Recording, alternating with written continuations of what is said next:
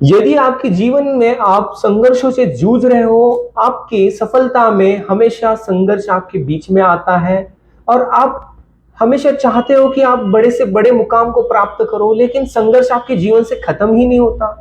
तो आप किसी ज्योतिष्य के पास जाते हो या फिर आप किसी इंटरनेट या फिर किसी यूट्यूब में आप पढ़ते हो या सुनते हो कि आपको किसी ग्रह की शांति के लिए अमुक प्रकार के दान करने चाहिए, और वो आप दान करते भी हो, जैसे कि गाय को रोटी खिलाना या गाय को बुधवार के दिन पालक खिलाना या कुत्ते को रोटी खिलाना या कुत्ते को दूध पिलाना या चींटी को आटा खिलाना। ऐसे कई प्रकार के दान आपको कहे जाते हैं जो उपाय के माध्यम से आपके हाथ से करवाए जाते हैं, परंतु फिर भी अगर आपके जीवन में उसका कोई प्रभाव ही नहीं पड़ रहा है, आपके जीवन से संघर्ष खत्म ही नहीं हो रहे, तो इसका क्या कारण है? इस वीडियो में हम एक कारण जानेंगे। इससे आगे बढ़ने से पहले आप मेरे चैनल को सब्सक्राइब करें और हमारे वीडियोस को लाइक करें, और आप मुझे इंस्टाग्राम और फेसबुक पर भी फॉलो कर सकते हैं। आइए इसका कारण जानते हैं। यदि आपने सारी प्रकार के उपाय किए हैं और आपको इसको करने से कोई पर्याप्त लाभ नहीं हो रहा है, तो इसका कारण क्या है? इसका कारण यह है कि दान हमारे जीवन का नित्य कर्म का आधार माना जाता है। नित्य कर्म क्या होते हैं? जैसे कि हमारे गांव में या किसी कस्बों में आप देखते हो कि गाय के लिए रोटी निकलती है, सबसे पहले जो रोटी बनती है गाय के लिए निकलती है। कई लोग फसल, जब हमारे यहाँ पे गांव में फसल कटती है तो पहले दाना पक्षियों के लिए निकलता है। तो ये जो दान होते हैं ये हमारे नित्य कर्म है। कुत्ते की सेवा करना या फिर गाय की सेवा करना या किसी अमुक प्राणी के लिए सेवा करना, ये सब हमारे नित्य कर्म है। दान वही पुण्य कर्म में आता है जब आप किसी व्यक्ति को या फिर किसी प्राणी के लिए आप दान करते वक्त आपके मन में जो भाव होगा, यदि आप स्वार्थ के भाव से अगर वो दान करते हो तो वो उससे आपको कोई फल नहीं मिलने वाला। दान हमेशा निस्वार्थ होता है। आपको कहा जाता है कि आपके किसी ग्रह को शांत करने के लिए आपको दान करना है, तो एक तो आप पहले ही मन में आपने बना लिया कि आपका, मान लीजिए राहु का दान करने के लिए आपको कहा गया है, राहु आपका खराब है तो आपको किसी व्यक्ति को या किसी प्राणी को दान करना है, तो आपके मन में पहले ये भाव प्रकट होता है कि आप जब ये दान करोगे तो आपकी जो है कष्ट कम हो जाएगी या फिर कष्टों का आपकी निवारण हो जाएगा। ये हो गई स्वार्थ की भावना। यदि अगर इस स्वार्थ से आप दान करते हो तो वो दान दान नहीं कहलाता।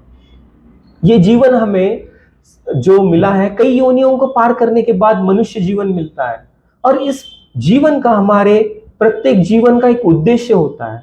जिस माता ने आपके, जिस पिता ने आपको जन्म दिया है, उन दोनों का आप आभार व्यक्त करें और अपने जीवन का संकल्प क्या है, आपका जीवन किस कारण से हुआ है, ये आप जरूर देखें। और अगर आप अपने जीवन में प्रोग्रेस करना चाहते हो तो आपको प्रकृति के दिशा निर्देश के अनुसार चलना चाहिए। कई लोगों का क्या धारणा होती है कि बिल्ली ने अगर रास्ता काटा है तो ये अपशगुन है, और कई शिक्षित लोग कहते हैं, यानी पढ़े लिखे लोग कहते हैं कि ये अंधविश्वास है।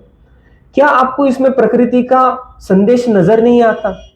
जैसे कि कोई बिल्ली रास्ता काटती है तो यहाँ पे ये कहा जाता है कि अपशगुन है, परंतु कई, अगर आप प्रकृति के अगर इसको संकेत को समझो तो बिल्ली रास्ता काटने से ये माना जाता है कि आगे किसी प्रकार की हानि हो सकती है या आगे बढ़ने से पहले आप सुरक्षित हो जाओ।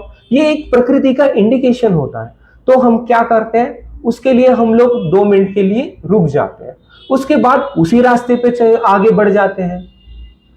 इसका मतलब ये नहीं कि ये अंधविश्वास है, प्रकृति का एक संकेत था कि बिल्ली ने रास्ता काटा मतलब बिल्ली अपशगुन नहीं मानी जाती। बिल्ली ने एक संकेत दिया आपको प्रकृति के माध्यम से। है तो वो मुख्य प्राणी, कोई इंसान होता तो आपको बता भी सकता था भाई आगे जो है किसी प्रकार की आपके साथ दुर्घटना घट सकती है या फिर कोई हानि हो सकती है, लेकिन बिल्ली तो मुख्य प्राणी है और उस प्राणी ने आपने एक संकेत दिया आपको कि आगे जाने से पहले संभल के चलो। रास्ता तो वही है, हमारा मार्ग भी वही है, लेकिन उसने हमें सुरक्षा के लिए एक संकेत दिया। अगर हम मेंटली अवेयरनेस के साथ आगे बढ़ते हैं तो हमारे जीवन में किसी भी प्रकार के कष्ट आ जाए, हम उससे आगे बढ़ जाते हैं और हम अपनी सफलता को प्राप्त कर लेते हैं। तो विश्वास अंधविश्वास में यही फर्क है। यदि अगर आप दान पुण्य करते हो तो इसका अर्थ ये नहीं है कि आपको किसी प्रकार का दान करने से अगर आप मन में स्वार्थ रखते हो कि आपकी ये चीजों का समाधान हो जाएगा, ऐसा नहीं करना चाहिए। दान वही करे जो निस्वार्थ हो, और एक हाथ से दान करे तो दूसरे हाथ को पता नहीं होना चाहिए। कई लोग ऐसा भी करते हैं, ट्रैफिक सिग्नल के पास रुकने के बाद कोई व्यक्ति या कोई बच्चा आके उनसे पैसे मांगने लगता है, तो उस समय वो लोग समझते हैं कि उसको भगा देते हैं। क्या आपने सोचा था कि आपको एग्जैक्ट उसी सिग्नल पे या उसी सड़क पे कोई व्यक्ति या बच्चा मिलेगा? नहीं सोचा था ना। तो आपने कभी ये सोचा है कि प्रकृति का क्या इसके माध्यम से संदेश है आपके पास? आप विचार करते हो कि ये लोग पैसे इकट्ठा करते हैं और इससे नशा करते, ये करते, वो करते, लेकिन दान का यही महत्व होता है कि आप एक हाथ से करो तो दूसरे हाथ को पता ना चले। उससे वो क्या करता है ये मैटर नहीं करता, लेकिन क्या आपकी भावना उसमें रहती है वो जरूर मैटर करता है। तो जब आप दान करते हो तो पता नहीं उसके पीछे प्रकृति का क्या संदेश है। वो 2 मिनट लेता है आपके लिए या 5 मिनट लेता है, दान के लिए वो मांगता है। तो आप जब दान करते हो सकता है कुछ आने वाली अड़चने आपकी उसमें चली गई हो, उस दान के माध्यम से चली गई हो। परंतु आपको दान करते वक्त स्वार्थ नहीं रखना है मन में। यदि आप स्वार्थ रखोगे तो वो दान आपका दान नहीं कहलाएगा। दान हमेशा वही करे जो निस्वार्थ हो। इसी प्रकार की जानकारी प्राप्त करने के लिए मेरे चैनल को सब्सक्राइब करें, और इसी प्रकार की आपको किसी भी प्रकार का अगर आपके मन में प्रश्न हो तो आप मुझे कमेंट में जरूर लिख के बताएं, और मैं आपको उसका उत्तर देने की पूर्ण कोशिश करूंगा। आपके किसी भी दुविधा से आप जूझ रहे हो या फिर किसी भी जीवन में आपकी दुविधा हो उसका समाधान कर पाऊं, ये मेरा सौभाग्य होगा। हमारे चैनल से हमेशा जुड़ी रहिए ऐसी रोचक जानकारी प्राप्त करने के लिए। ओम नमः शिवाय।